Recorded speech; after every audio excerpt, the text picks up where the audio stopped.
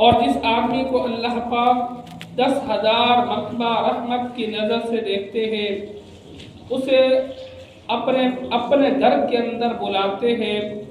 اور اسے اپنے گھر کا طواف، بیت اللہ شریف کا طواف کرنے کی سعادت بخشتے ہیں۔ اور جس آدمی کو رب العالمین کی ذات جو ہے وہ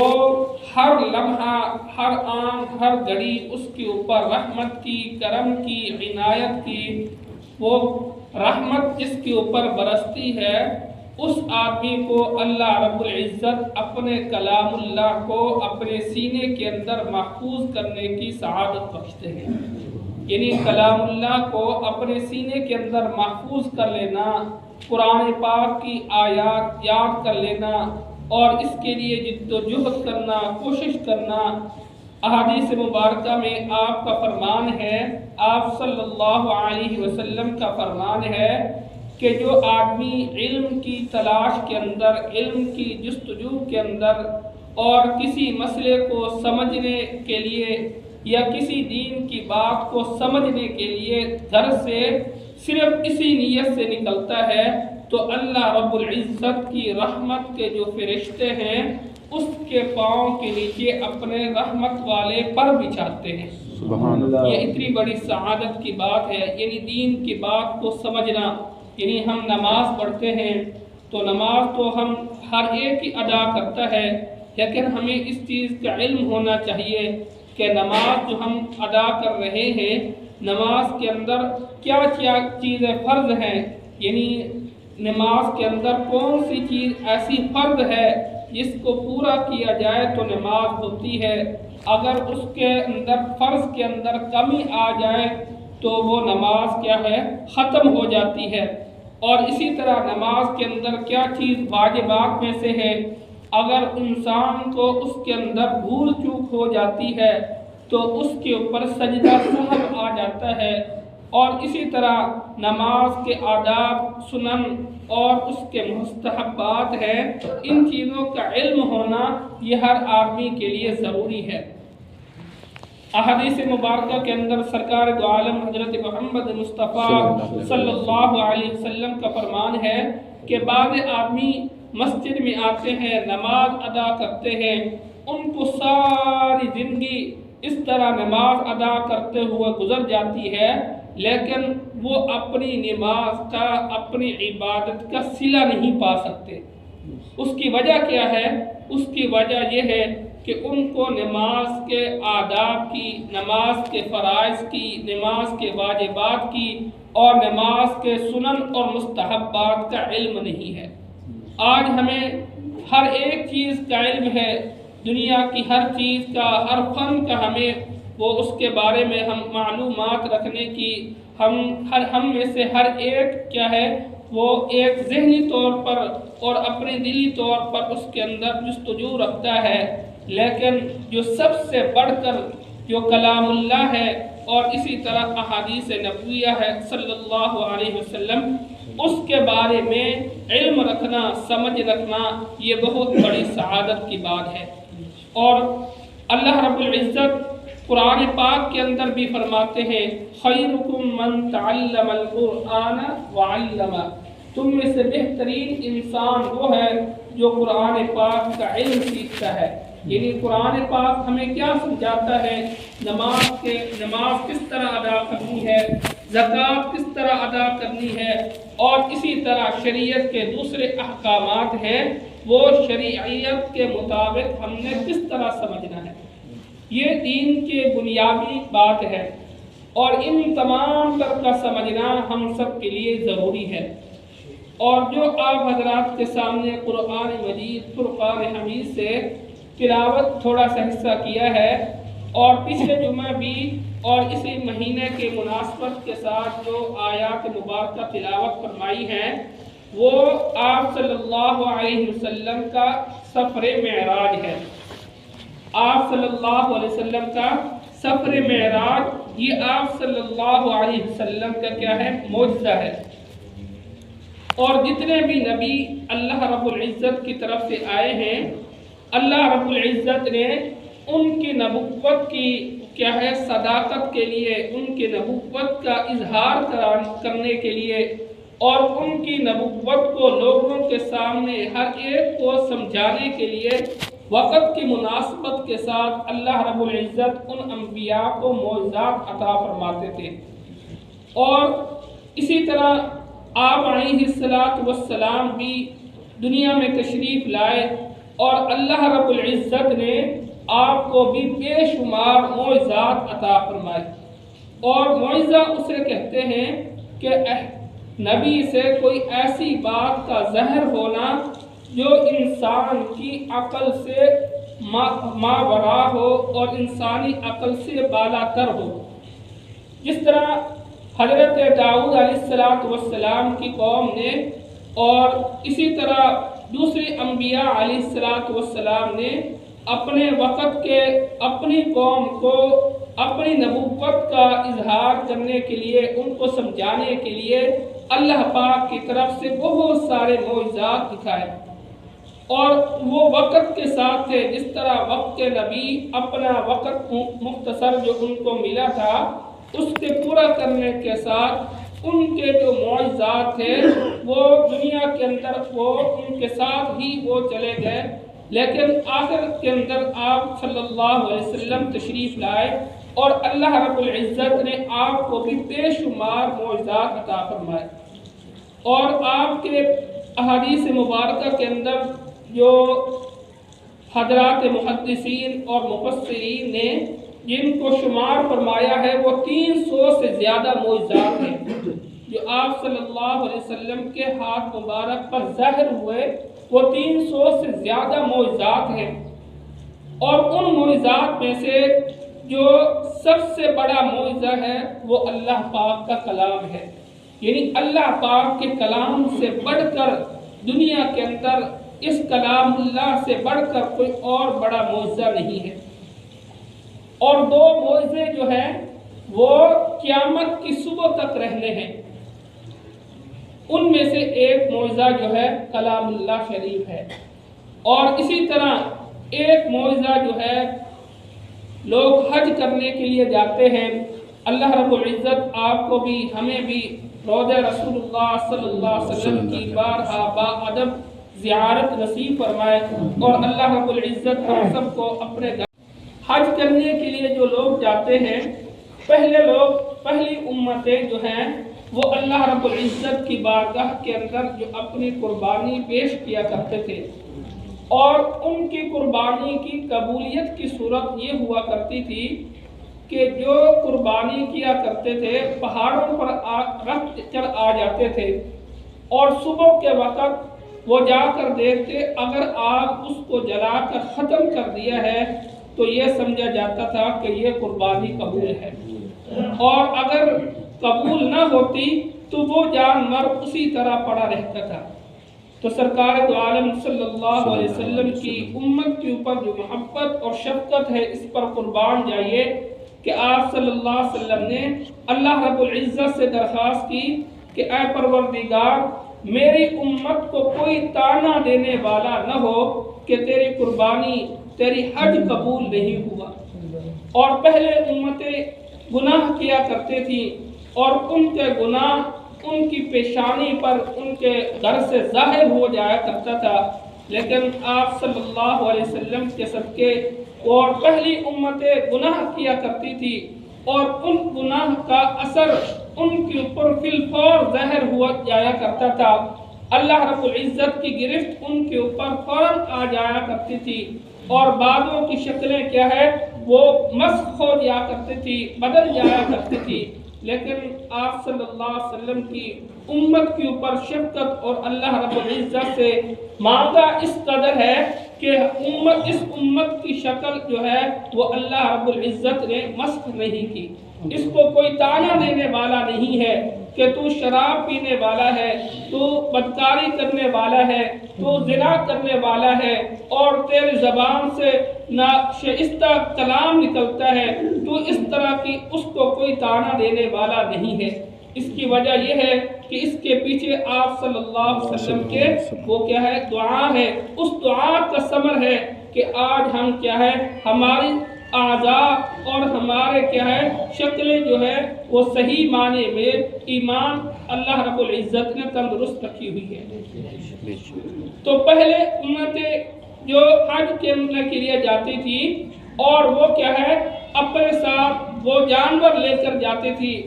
اور کیا ہے وہ جمر کیا کرتے تھے، شیطان کو کنکر مارا کرتے تھے۔ اور اس امت کے اندر بھی یہ عمل جاری ہے۔ تو آپ صلی اللہ علیہ وسلم کا ایک معجزہ جو قیامت تک رہنا ہے، ان معجزات میں سے ایک معجزہ یہ بھی ہے کہ جو شیاطین کو حج کے دوران کنکر مارے جاتے ہیں تو کنکر مارنے والے لاکھوں کی تعداد کے اندر لوگ ہوتے ہیں، تو ہونا تو یہی چاہیے تھا کہ وہاں پر ان کنکروں کا پہاڑ لگ جاتا، لیکن کیا ہے کہ وہ کنکر غائب ہو جاتے ہیں، وہاں پر موجود نہیں ہوتے۔ اس کی وجہ یہ ہے کہ اللہ رب العزت نے جس کا حج قبول کیا ہوتا ہے ان کے کنکر اور ان کے پتھر اٹھا لیے جاتے ہیں، کسی کی حالت کسی کے اوپر منکشف نہیں ہوتی۔ یہ آپ صلی اللہ علیہ وسلم کا معجزہ ہے جو قیامت کی صبح تک رہے گا۔ اور اسی طرح دوسرا جو معجزہ ہے وہ کلام اللہ شریف ہے۔ اور ان معجزات میں سے جو آپ صلی اللہ علیہ وسلم کو جو بڑا معجزہ عطا ہوا وہ سفر معراج ہے۔ اللہ رب العزت نے آپ صلی اللہ علیہ وسلم کو حکم دیا کہ وَأَنذِرْ عَشِيرَتَكَ الْأَقْرَبِينَ، اپنے کیا ہے ابتدا کیا ہے اپنے گھر والوں سے فرمائیے کہ ان کو میرا پیغام اور اپنے کیا ہے اپنے نبی ہونے کی ان کو دعوت دیجیے، اور میرے معبود ہونے کی اور اپنے نبی ہونے کی ان کو تبلیغ کیجیے۔ اور جس وقت آپ صلی اللہ علیہ وسلم وہ کیا ہے پہاڑ پر جمع ہو کر تمام قبائل کو آواز دیتے ہیں، اور عرب کے اندر یہ دستور تھا کہ اگر کسی اہم بات کو کسی کے سامنے ظاہر کرنا ہوتا تو وہ پہاڑ پر کھڑے ہو کر آواز دی جاتی کہ فلاں قبیلے والے جمع ہو جائے، اور تمام قبائل اس کے اندر جمع ہو جاتے تھے اور وہ اپنی بات کو ان کو سمجھایا جاتا، یہ اطلاع کی جاتی۔ تو آپ صلی اللہ علیہ وسلم نے عرب کے قبائل کو جمع کر کے انہیں یہ بات کہی کہ اے عرب کے لوگوں، میں نے تمہارے اندر 40 سال کی زندگی بسر کی ہے، تم نے مجھے کیسا پایا ہے؟ تو سب سے پہلے جو نبی ہوتا ہے وہ اپنی ذات کو امت کے سامنے رکھتا ہے۔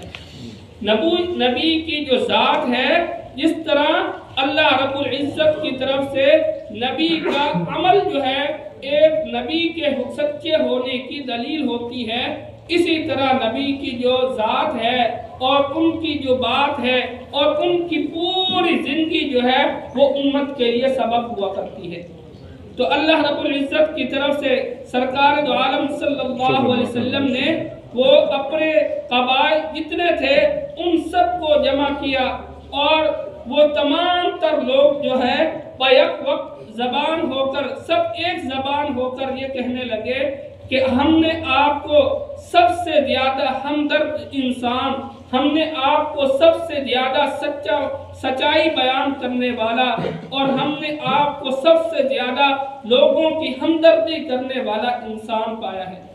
تو پھر آپ صلی اللہ علیہ وسلم نے فرمایا کہ جب میں نے تمہارے اندر 40 سال کی زندگی تمہارے اندر گزاری ہے، تم نے میرا اٹھنا بھی دیکھا، میرا چلنا بھی دیکھا، میرا ہر لمحہ تمہارے ساتھ گزرا ہے، تو تم نے میری زندگی تمہارے سامنے ایک روشن کتاب کی طرح، کھلی ہوئی کتاب کی طرح ہے، میری زبان سے تم نے کبھی جھوٹ نہیں سنا، تو میں تمہیں ایک بہت بڑی سچی خبر بتانے والا ہوں۔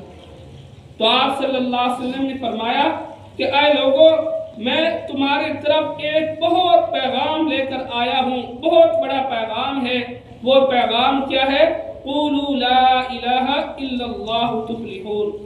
کہ اے لوگوں لا الہ الا اللہ پڑھ لو، اسی کے اندر کامیابی ہے۔ تو وہ لوگ عرب دان تھے اور وہ اس زبان کو سمجھنے والے تھے، اور انہیں پتا تھا کہ یہ ایک اللہ وحدہ لا شریک ایک ہونے کی دعوت ہے۔ ہم تو بیت اللہ شریف کے اندر بھی 360 بت رکھے ہوئے ہیں، روزی دینے والا الگ ہے، بارش دینے والا الگ ہے، منتیں مانگ ہر ایک سے الگ الگ وہ منتیں اپنے آرزو ہم پیش کرتے ہیں۔ جو اللہ کے گھر کے اندر بھی 360 بت رکھے ہوئے ہوں، وہ ایک خدا کو ایک وقت کے اندر ایک لمحہ کے لیے کیسے ماننے کے لیے تیار ہو؟ تو آپ صلی اللہ علیہ وسلم نے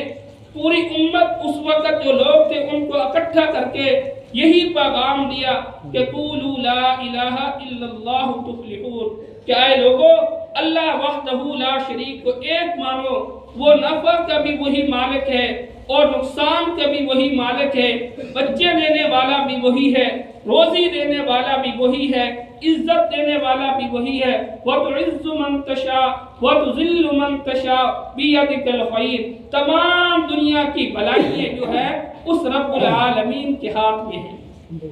تو آپ صلی اللہ علیہ وسلم کا یہ پہلا پیغام امت کے سامنے تھا، اور امت کے طرف سے سب سے پہلا نبی کے اوپر اس پیغام کی وجہ سے جو عمل تھا وہ یہ تھا کہ آپ صلی اللہ علیہ وسلم کا سکا چچا کھڑا ہو کر پتھر اٹھاتا ہے اور آپ صلی اللہ علیہ وسلم کے چہرے مبارک پر مار دیتا ہے۔ یہ اللہ تبارک و تعالیٰ کی وحدانیت اور اللہ پاک کا ایک ہونا، جتنے بھی نبی اور اللہ پاک کے رسول دنیا میں تشریف لائے ہیں، سب نے یہی پیغام دیا ہے، اور سبھی کا پیغام یہی تھا کہ اللہ وحدہ لا شریک کو ایک مانو، اور وہ اللہ کی ذات جو ہے جس طرح اپنی ذات کے اندر وحدہ لا شریک ہے، اور اسی طرح اس کے جو صفات ہیں وہ اپنی صفات کے اندر بھی وحدہ لا شریک ہے، اور اللہ رب العزت کی صفات کے جو تقاضے ہیں ان صفات کا جو تقاضا ہے اس کے اندر بھی وہ ذات وحدہ لا شریک ہے۔ یعنی ہم اللہ پاک کو ایک مانتے ہیں، یہی اللہ پاک جو ہے وحدہ لا شریک ہے، اور اسی طرح اس کی جو صفات ہیں، یعنی اللہ پاک عزت دیتا ہے، اللہ پاک خالق ہے، اللہ پاک مالک ہے، اللہ پاک روزی دینے والے ہیں، یہ تمام تر صفات اللہ پاک کی ہیں۔ اور اسی طرح صفات کا تقاضا کیا ہے؟ صفات کا تقاضا یہ ہے کہ جس طرح عز اور انکساری کے ساتھ اور جو انداز جو رب العالمین کے سامنے عاجزانہ مؤدبانہ انداز اپنا کر اس رب العالمین کی چوکھٹ کے سامنے ہم اپنی پیشانی کو جھکاتے ہیں، اور جس درد مندی کے ساتھ جس طرح ہم رب العالمین سے مانگتے ہیں، اسی انداز کو رب العالمین کے ساتھ خاص کیا جائے، اور اس کو کسی اور کے ساتھ یہ صفات کے تقاضوں کے اندر بھی کہ اس کو کوئی شریک نہ کیے۔ یہ اللہ رب العزت کی ذات ہے۔ تو اللہ رب العزت نے آپ صلی اللہ علیہ وسلم کو بے شمار معجزات عطا فرمائے ہیں، اور ان صفات میں سے اور ان معجزات میں سے سفر معراج ہے۔ آپ صلی اللہ علیہ وسلم کا دنیا سے کیا ہے بیت اللہ شریف سے بیت المقدس، پھر اللہ رب العالمین کے سامنے پیش ہونا، اور رب العالمین کے سامنے وہ اپنی امت کے لیے کیا ہے مانگنا، یہ آپ صلی اللہ علیہ وسلم کا سفر معراج تھا کہ آپ صلی اللہ علیہ وسلم یہاں دنیا سے یعنی بیت اللہ شریف سے بیت المقدس، وہاں تمام انبیاء کی امامت فرمائی، اور پھر تمام تر جہانوں سے آخری جہاں رب العالمین کے سامنے پیش ہوتے ہیں، رب العالمین کے سامنے کھڑے ہوتے ہیں، اور وہاں جا کر بھی اس امت کے لیے فریاد کرتے ہیں۔